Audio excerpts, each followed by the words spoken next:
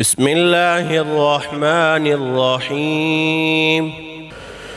وإذ قال ربك للملائكة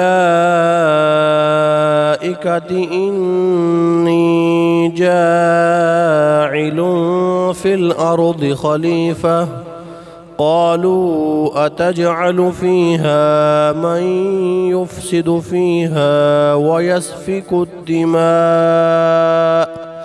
ونحن نسبح بحمدك ونقدس لك قال إني أعلم ما لا تعلمون.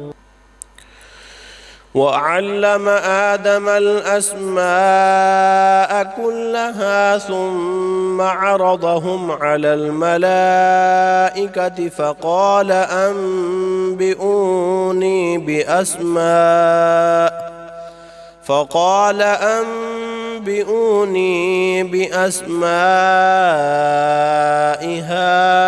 هؤلاء إن كنتم صادقين. قالوا سبحانك لا علم لنا إلا ما علمتنا إنك أنت العليم الحكيم. قال يا آدم أنبئهم بأسمائهم فلما أنبأهم بأسمائهم قال ألم أقل لكم إني أعلم غيب السماوات والأرض وأعلم ما تبدون وما كنتم تكتمون.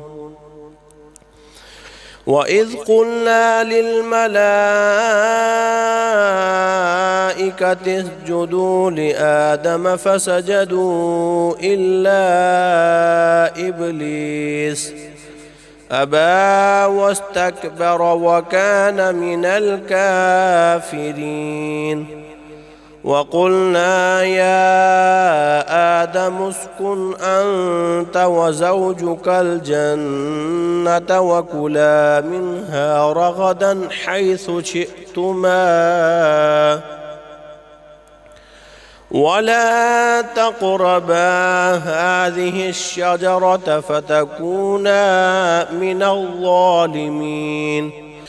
فأزلهما الشيطان عنها فأخرجهما مما كانا فيه وقلنا اهبطوا بعضكم لبعض عدو ولكم في الأرض مستقر ومتاع إلى حين.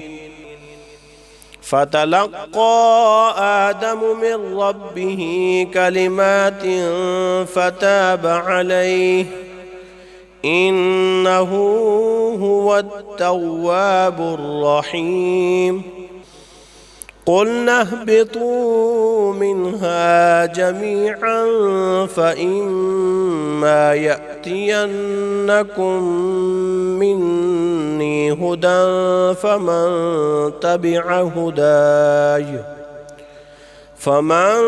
تبع هداي فلا خوف عليهم ولا هم يحزنون. والذين كفروا وكذبوا بآياتنا أولئك أصحاب النار هم فيها خالدون.